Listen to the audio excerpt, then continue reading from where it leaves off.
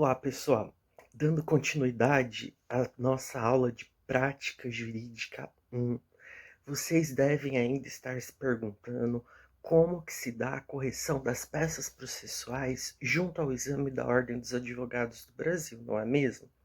E como é feita a distribuição dos pontos nessa prova subjetiva, ou seja, na parte prática, que é a que nós estamos estudando para o exame da OAB. Quanto aos itens, quanto vale cada item? Tudo é pontuado na peça prática do exame da OAB. E sempre nós ficamos em dúvida e com o coração apertado, pois os critérios são extremamente subjetivos, ou seja, vai depender de que tipo de peça que foi solicitada. Sendo assim, a verdade é que não dá para nós anteciparmos de uma forma extremamente absoluta, segura, quanto que cada item dos espelhos das provas podem valer. Cada prova tem a sua própria história e a sua pontuação respectiva, de acordo com a solicitação do que se pede na história. Logo, apontar com precisão a pontuação de uma peça prática do exame da OAB não é algo impossível, mas também nem tão possível assim. Mas para nós nada é impossível, não é mesmo? Assim, nós vamos criar um espelho singelo de como se daria a correção de uma prova no exame da OAB. No nosso caso, referindo-me às duas primeiras PETs, as duas primeiras petições iniciais que nós produzimos, com base na pontuação, seria algo previsto no artigo 319 do Código de Processo Civil. Afinal, nós trabalhamos inicialmente em cima deste artigo, para produzir as duas peças, não é mesmo? Assim, nessas correções, eu, a professora Ana Paula, o professor Hamilton, sempre tivemos por base os requisitos essenciais do artigo 319 para correção da primeira e da segunda peça, a da dona Joana e a do Lázaro e da Thais Araújo. A segunda parte da correção, ela depende daquilo que está sendo contado na história e que nós vamos simular na nossa atuação profissional junto ao exame do OAB. Uma possível base para a correção da peça processual, então, ela seria da seguinte forma: o endereçamento. O endereçamento, em regra, ele vai valer 0,10. Quando tem peça de interposição, ele vale 0,10 para o juízo a quo e 0,10 para o juízo ad quem. As partes, geralmente, cada parte recebe 0,10 de nota, ou seja, a correta indicação das partes costuma render 0,20 no total. A indicação da peça prática profissional, o nome da peça. Curiosamente, quem erra a peça leva um zero e é reprovado. Quem erra o nome da peça. Mas quem acerta ganha uma pontuação bem pequena. Basicamente, também vai levar 0,10. Importante, todos os itens elencados. Este é o único que, se houver erro, tem a força de zerar a peça. Os demais não. Na nossa vida prática, se eu errar o nome da peça enquanto advogado já atuante, eu posso me valer do princípio da fungibilidade e o juiz vai corrigir o nome da peça. Mas e lá no exame da OAB? Não. No exame da OAB, este é o único momento em que a nossa peça pode ser zerada junto com a nossa nota, se eu errar o nome da peça. Então, nós temos que endereçar corretamente 0,10. Identificar as partes ou interpor as partes, 0,10 cada parte, temos 0,20, já são 0,30. A indicação do nome da peça, 0,10, já são 0,40. Mas se eu errar, eu vou zerar e estou reprovado. Descrição dos fatos. Descrever os fatos, a parte fática, também vai valer 0,10.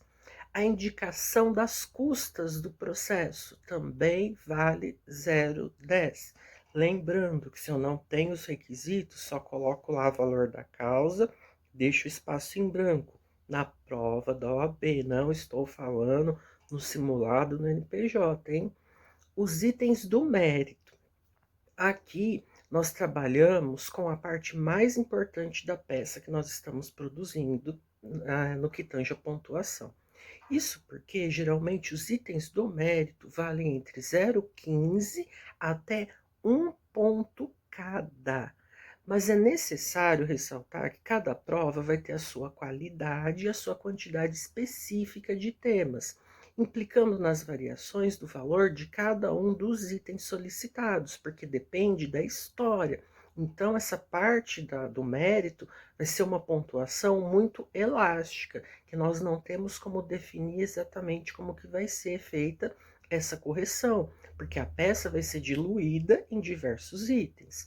Logo, essa parte do mérito, cada item se apresenta da seguinte forma em termos de pontuação, como por exemplo, um item com 3 partes de pontuação, ele pode valer 0, 0,75 e 0,80, depende da história. Sendo que o 0 é para quem erra tudo. O 0,70 pode ser para quem acertar a fundamentação do tópico, por exemplo. E o 0,80 vai ser atribuído à indicação correta do dispositivo legal ou até mesmo de uma possível jurisprudência que você se lembre no caso. Ou seja, em todos os espelhos mais recentes do exame da OAB, a correta indicação dos dispositivos normativos vale 0,10, sendo que a fundamentação vai valer todo o restante, que vai variar de 0,70 a 0,80. Esses são os pontos que vão compor o nosso exame da OAB. Quando nós falamos do pedido, cada pedido costuma ser diferente e ele também vai valer 0,10. Isso de modo geral. Se a banca considerar os pedidos como algo importante na ação escolhida, na historinha contada, essa pontuação ela pode ser bem maior e pode chegar de 0,10, ela pode chegar a 0,60. Isso vai ser uma variação de pontos que vai depender do pedido acerca da história que nos foi dada para que nós possamos trabalhar. E por fim, a finalização da peça com a data, o nome do advogado e OAB, que devem ficar em branco, isso também vai valer 0,10.